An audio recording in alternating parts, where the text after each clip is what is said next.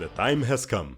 My beloved tradition of taking a cold, hard look at the 5 films vying for the Academy Award for Best Achievement in Directing to check just how good these achievements really are. I'll examine these films one by one in terms of framing, blocking, staging, and spatial continuity. You're a little nitpicking prick. That's what you are, a little nitpicking prick. This is the 5th time I analyze the annual 5. And for the first time I've decided to organize this video as a ranking, from the worst direction to the best one, and the order may surprise you. Let's begin. And you know what I'm gonna do to nitpicking pricks? In 5th place I place Ryan Coogler for Sinners. My favorite film among the 5, ironically, has the weakest direction. To start, Sinners is a very special case because it's mostly shot in the wide aspect ratio of 2:76:1. Aspect ratios and how they're used happens to be an obsession of mine, and Sinners is an unfortunate case of everything done wrong. This is one of the rarest, trickiest shapes a movie can have. I hope to make a whole video on it someday. Sinners doesn't earn the ratio because it's simply not a movie built and staged for such a strongly horizontal format. Lying son of a bitch. As is universally common, Sinners' favorite type of shot is the close-up. And close-ups look like a huge waste of space when all this area of the image goes unused. A few wides here and there are the only thing that justify the chosen shape. These 4 seconds here being by far the best use of the screen in the whole movie. Yeah, we back now. Look at this! They have all this space and they can't even frame that girl properly. Either exclude her or bring her in. Halfway just shows lack of care for the image. It's a film whose staging is indifferent to its highly specific ratio. Take this scene when Annie pulls a knife on Smoke. Smoke, give me my money for I'll cut your black ass. You gonna put that blade up, woman? He's standing up, she's standing up, her knife points up. The margins are unused, and the shape is so short they're both in medium close-up. They should be farther apart, filling up the frame. Her arm should be outstretched, perhaps with some strong depth. We needed more of this. Being kind to one another. This ensemble hero shot looks ideal for the wide shape, but in comes the second ratio. Like Oppenheimer, with which I had a similar problem 2 years ago, the film was also shot in IMAX's 1:43:1, which we don't and might never have available, so we'll pretend it's 1:78. I wonder how much blurry headroom we're missing. This unusually wide moment is not a showcase for 276. It's not more image to the sides, it's actually less up and down. Because Ryan Coogler stages and frames his tall scenes and his theoretically wide scenes the exact same way. What we get for most of the movie is not wider, but shorter. When he haphazardly switches between aspect ratios, he's basically rubbing in our faces all the image we're not getting. Cause the 276 parts occupy only 64% of the frame. Take any film you want, any, crop it to give it the same aspect ratio and it will have as much care for that shape as Sinners does.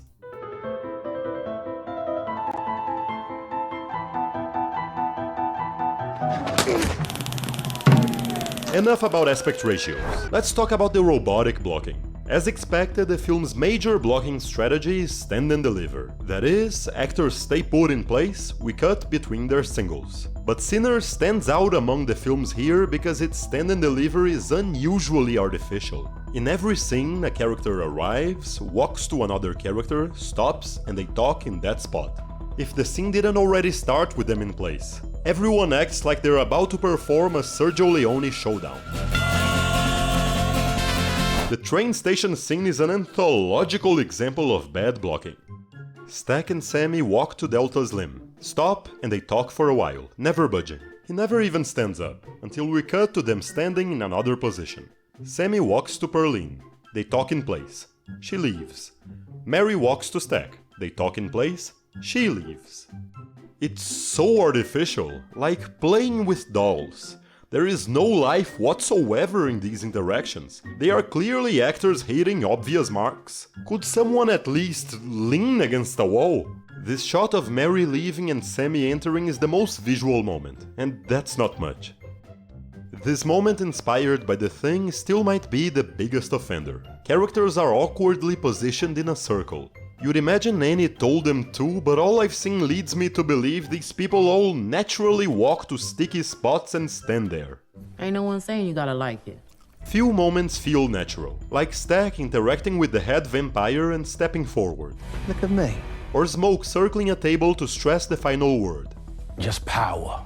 The twins circle the clansman, and the vampires circle Mary, but the tight angles hold back these moments from looking striking. In some rare creative seconds, Perlin rises into the frame.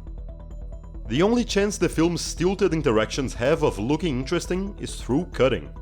Smoke's first talk to Annie is pleasantly weird, with surprising new angles, ending with their positions in the frame inverted.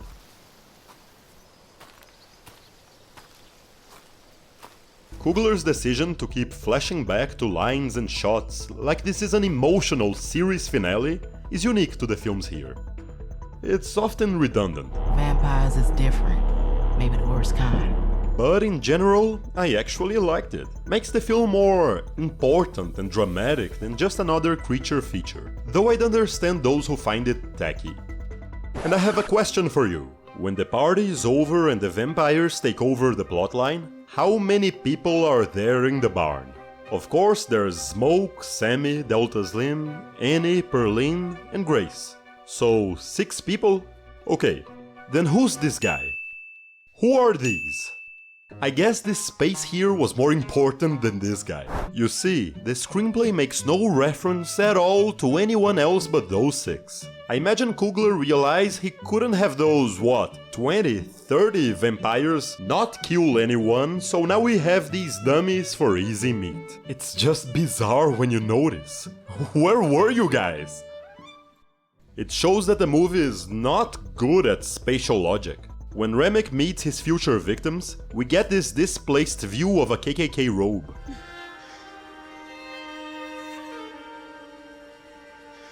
The previous shot didn't show Remick glancing inside. The angles on the couple don't reveal anything of the interior. There is nothing in the scene priming the viewer for this sudden angle. It's like a random throwaway. When Annie finds out the vampires feel Remick's pain, it's borderline senseless. They feel his pain! Look, she hurts him. Cut to a 2-second shot circling her to theoretically reveal the vampires reacting. But it's much too fast. Stack begins to react and he's already out of focus and out of the frame. The vampires in the back are reacting, but our focus is fully on her. Without even looking at them, she has already turned to call Smoke. We bother to cut to Smoke turning, but why don't we cut to see the vampires reacting? In a film with so many cuts, why not now? This information is not well displayed. It's too fast, too dispersed. Visually, he didn't tell us what he thinks he told us. I'm very sorry to say it, but Sinners, as much as I love it, is not a well-directed picture. Oh, a nice shot! Right before Stack gets killed, we get these long takes typical of horror films, following Sammy and slowly seeking characters. Then there's what appears to be Sammy's POV. Oh, he busy, huh? We turn and, unexpectedly, he enters the frame. It's a disorienting effect, perfectly appropriate for this moment, right before shit goes down. There, something good. Next. My second favorite film of the bunch was Marty Supreme, and Josh Safdie's direction is the second worst. I'm not picking them well this year. What do you guys think? Should I give this little asshole a second chance? Yes, please. I'll start with my major objection. There's this scene where Marty complains about an actor not acting as physical as his character should be, or being as creative as he could be. Why didn't he punch his hand through the screen and unlock it from the other side? This is one of the most ironic moments I've ever seen, because Marty Mauser is just as physically inert. Our protagonist is a hustling and bustling go-getter whose only gear is go. Why is he always standing in place? I criticized Stand and Deliver blocking before and will do it again, but this one has no excuse. In just about every dialogue scene I keep thinking, why isn't Marty moving? This man would never hold still for 1 second. He'd be standing up when others are sitting, pacing around for no reason, invading personal space constantly, fidgeting with every single object in the set. When he meets Rockwell, he's trying to smooth talk a potential investor, and he doesn't stand up, shake his hand, steal a chair from the next table and insist he sits down. Such a character would 100% do that. You know, I have many talents, but the one I'm most proud of is the ability to smell bullshit from a mile away. When he gets handcuffed, imagine how fun it would have been watching him walking around the room, his hands tied behind his back, his uncle trying to keep pace. But no, we get a scene that looks exactly like any other. Because I'm gonna step up. Oh, you're gonna step up? I'm gonna step up in a way you can't even imagine. Marty talks twice to the ping pong boss. Once cocky, then apologetic. Both times are shot exactly the same way. The guy sitting down the second time, that's all. What? You have wasted your time coming here. This is not creative filmmaking. The director is treating every scene as the same thing. The ideal approach when you don't know what you want and intend to fix it in the editing. I'm so sorry it doesn't meet your high standards. Marty Supreme has basically 2 levels of energy, panic and mega panic. It wants you to feel uncomfortable in every way it can. The obvious one is keeping your eyes glued to the actors' faces. No matter who, no matter what they're saying. Not the most creative of choices. We're so close Marty even loses focus a couple times. The stand and deliver blocking doesn't help, but even when there is something to see, we are hindered from seeing because of the tight angles. When Kay is getting ready to leave, we keep cutting between close-ups instead of showing what she's doing. The contrast between those two could have added something. That doesn't even enter my consciousness. When he's being cold to his mother, it's the same thing. The wider we get is a couple over-the-shoulder shots. Their distance is never made visual. What could have been some interesting blocking is made irrelevant by the insistence on tights. Because good blocking when we only see faces is as useful as good shoes when we only see faces. Tokyo, Japan? You're asking me if Tokyo's in Japan?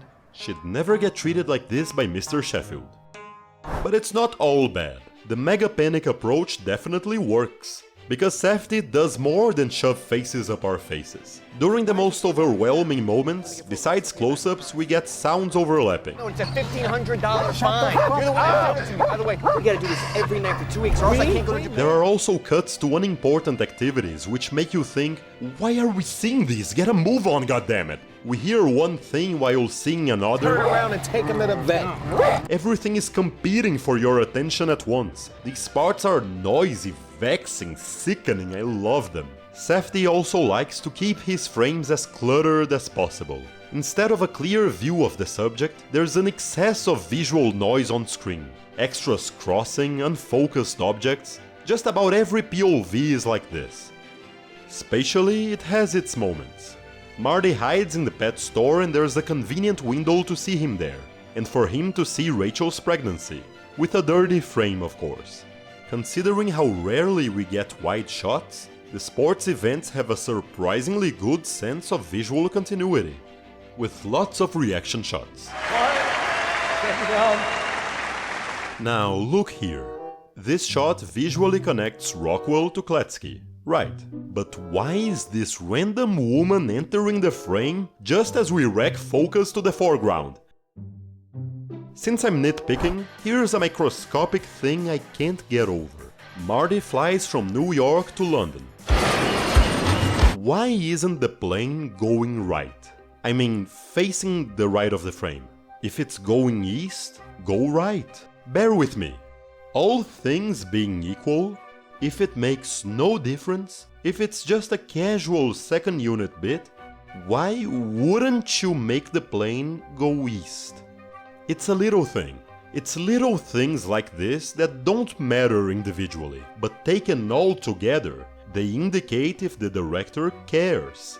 In Marty Supreme, the marks of quality are all sacrificed to produce visceral effects. The problem is these effects could be achieved with visual care. Great directors like Hawks, Wilder, Altman, Berlanga, they all show how you can create panic attacks that look good, that are well staged and filmed.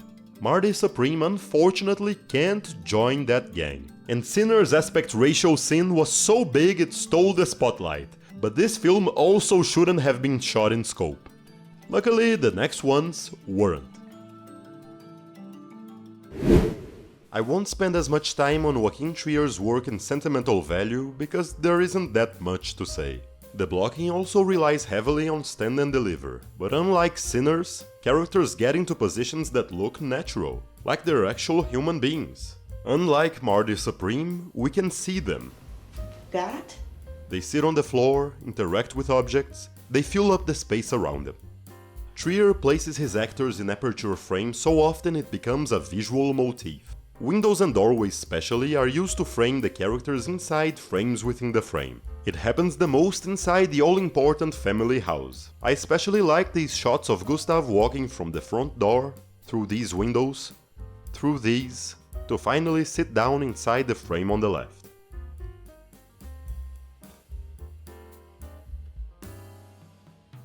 The montages about the house are obviously the film's most visual moments.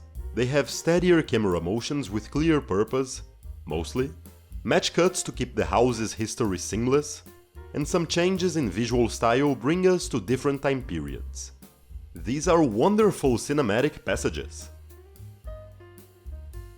In this moment when Nora and Agnes talk to their father, they're framed together a couple times from the right, and when Agnes takes Gustav's side, we get this brief close-up of Nora that inverts the axis. Neat little thing, pretty much what the screenplay called for. I can't resist a fine use of mirrors. In Agnes's house we see there's this mirror here. When Gustav arrives we briefly see him meeting the ensemble while Nora watches silently in the reflection. Between these 5 movies there aren't that many mirror shots, unfortunately. There's a great one in one battle after another. But the best reflection use of the lot comes from Sentimental Value. From the same angle as before, we use the mirror to achieve 3 layers. Agnes is in the kitchen, watching the screenplay in the foreground. Focus to it as she picks it up. Focus back to the back and she's reading it in the reflection. Terrific use of every part of the frame. Even those windows add some color and light, matching the one on the other side. There's also a mirror in Gustav's film. Instead of the camera turning to follow Nora to the room, it simply finds a mirror to the side to catch her from afar. The house's geography is very well used in this shot. Like in the end, it seems we're only arcing Nora for emotional emphasis, but the camera is actually taking aim at the room in the back. A similar moment was teased with Rachel much earlier. We see only 2 shots directed by Gustav. Some discrete long takes with the camera located in spots so well chosen, it captures a lot of information without needing to move too much.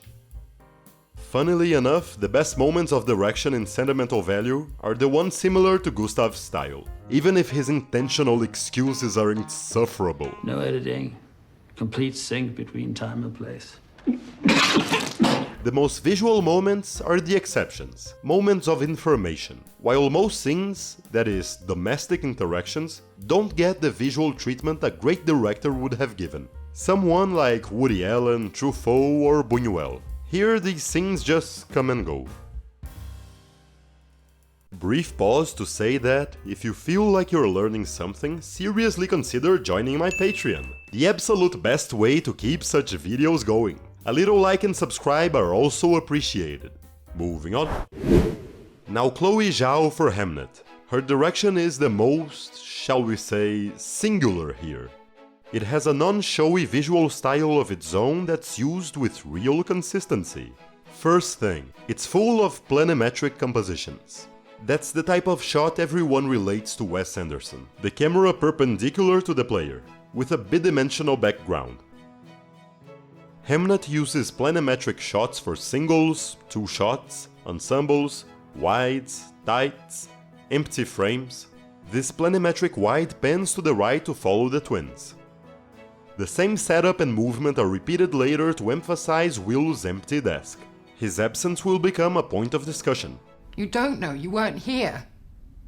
Blocking more natural than Sinners. Another recurring type of shot is this high wide angle from a corner of the room. It shows the whole room, almost always static. They're also used in exteriors. These 2 types of shot, the planimetric and the high angle, combine to give the film a spotless sense of space. There's never any confusion about where each player is located, about proportions and distances. When we are in the same location, cutting through wides and perpendicular angles, we're mapping out the place in a thorough, kind of idiosyncratic way. We see one side of the table, the opposite side, we learn positions with ordained clarity. It's sometimes reminiscent of Ozu, sometimes Peter Greenaway. You could say it's visually odd, since the film is not itself idiosyncratic, going for a naturalistic approach in terms of performance and production design. I'm not complaining, I enjoy a film that looks different and precise. Hamnet might have the best moment of blocking of all the nominees. When Agnes tells she's pregnant, there's this tableau-like wide shot, with room right here to be filled by Will. Agnes gets a lonely planimetric shot with a lot of headroom. He's perpendicular too. Will's mother joins him in the spacious foreground. Then goes back. Will takes a new spot, and it kills me how it's not entirely inside the frame, but I can't forgive. Will's father stands up. Agnes's brother gets a planimetric shot with empty space. He turns his back and the frame is balanced by Will's father. When we cut back to Agnes's angle, we realize that extra headroom was to make room for Will. He changed positions to join her frame. Simply put, terrific! Every character is visible and useful. Here's a director who cared. Hamnet contrasts these moments of visual order with the opposite. Handheld shots in which the camera is close and doesn't know what to shoot, so it tries to keep up.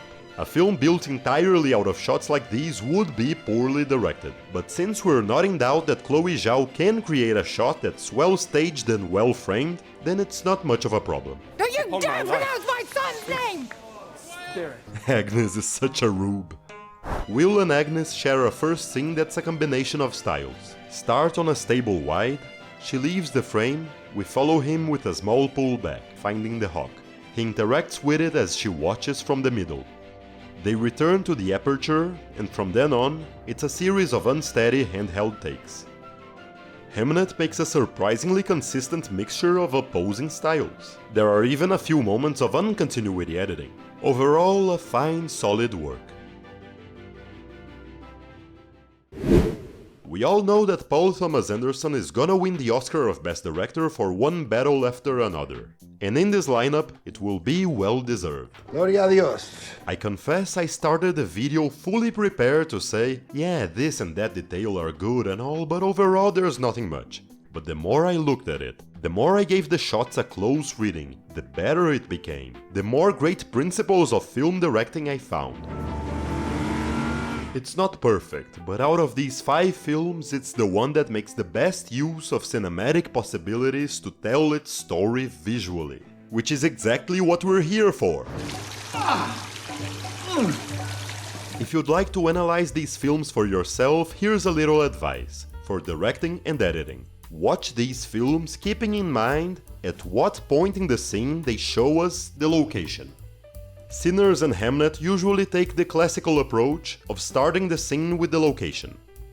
If it's not the very first thing we see, it's still gonna come very early. Marty Supreme does its Marty Supreme thing, I don't want a headache right now, and Sentimental Value varies a lot between early and late. But a few times when the wider angle comes late, it has an effect. When Nora cries on stage, a final wide reveals it was all an act instead of a real moment. And in the very last scene, it takes until the end of the recording to reveal Gustav has chosen to use a controlled set instead of the real house. Though that was kind of obvious. A couple times, one battle after another also likes to hold back on the location to achieve an effect. The movie opens with such a case. A walking close-up of Perfidia. These are kind of common. Then we cut to a wider opposite angle. The music stresses the cut. She's not just walking, she's staking her target. When Willa is brought to lockjaw, we don't know where we are at first. Then cut to a strongly diagonal and deep establishing shot of this highly symbolic place. Though the film has too many easy close-ups and dull-looking locations, the staging shows consistent quality, and it serves the story so well you can easily fail to notice. I love it. Take this scene between Pat and Willa. He sits next to the window, she joins him. Annoyed, she moves to the door. From his seat, Pat can see the window with no effort. So can Willa from her new spot. He goes to the door, and when he opens it, The car is parked precisely on a spot we can see from this angle. The window, Pat's position, the parking spot, they are all thought through. If it doesn't sound impressive, it's because these pieces fit together so well, they feel inevitable. Take this shot of Pat escaping the hospital.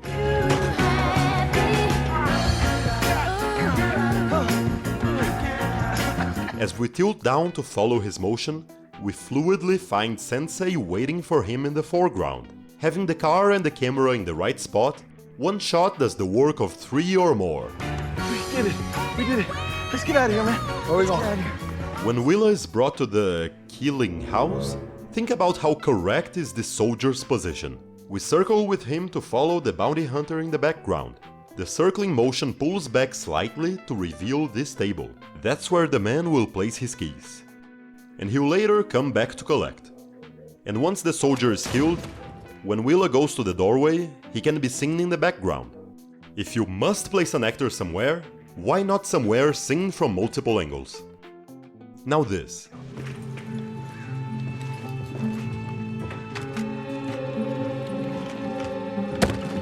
When Lockjaw is leaving for action, we pan with him to the right. Then we rack focus to this box in the foreground, as the music turns ominous. It's only later we find out, if we remember these 7 seconds, the box reveals if Willa is his daughter. A little trick of suspense. When the radio DJ is getting home, another suspenseful shot reveals to us, not to him, that a white car may be following him. Turns out it was. In another suspenseful moment, the soldiers find Sensei's dojo, and the camera, in Hitchcockian fashion, leads us to Willa's photo. PTA creates some truly striking images, the type you just need to land your eyes on, no context, no sound, and you get everything that's going on.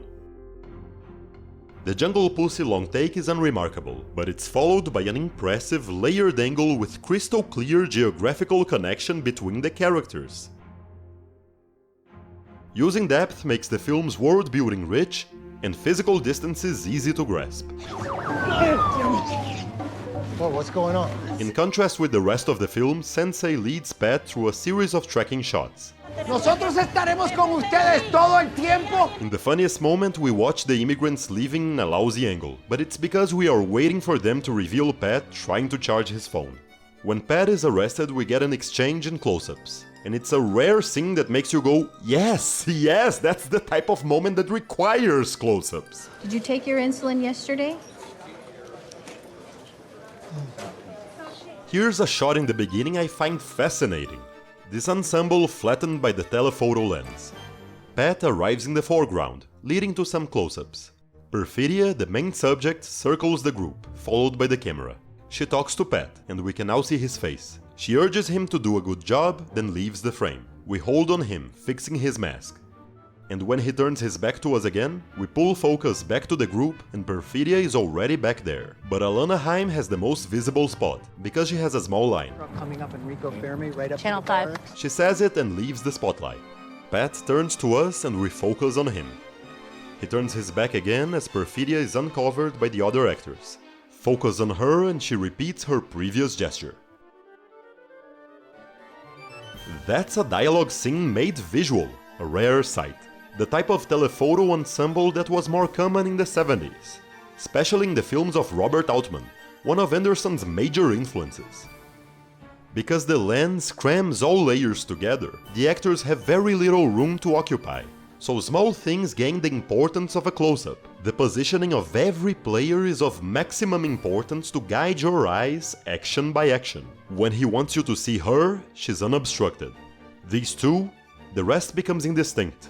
Focus plus blocking and unblocking tell you to notice Pat or Perfidia. Outstanding! You know what film would have gained a lot from cluttered shots like this? Marty Supreme. Oh, now this shot of Willa driving.